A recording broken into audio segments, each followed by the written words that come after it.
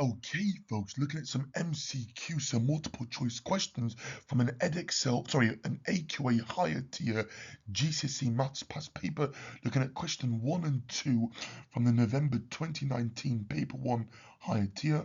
Okay, but it's also applicable for foundation tier students. So question 1, okay, or first question, circle the calculation that decreases 250 by 15%. Well, if I'm decreasing by 15%, it means I'll be paying or taking 85% of that amount. Now, 85% of that amount as a decimal, so 85% means, okay, 85 over 100, so 85 hundredths. And that fraction line means a division. So it's 0.85 or 0.85. So I'm going to be multiplying by 0.85.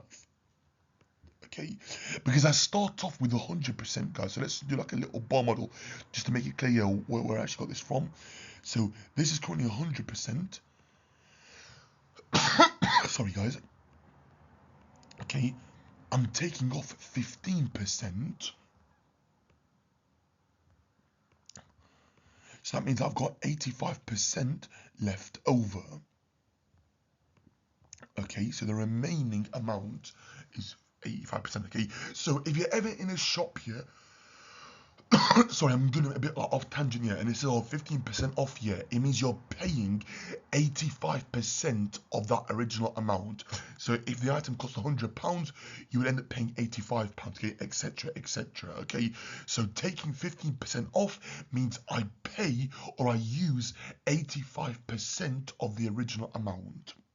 Okay, next up, solve 3x equals 2x, circle your answer. I've got an equation here, so we've got 3x is equal to 2x. So I'll obviously rearrange it to make x the subject. So here, I'm going to subtract 2x on both sides, so minus 2x on this side, but also minus 2x on this side. 3x minus 2x is 1x or just x, so x is equal to, now 2x minus 2x is 0, so x equals 0 is our solution. Okay, if you're unsure, let's check.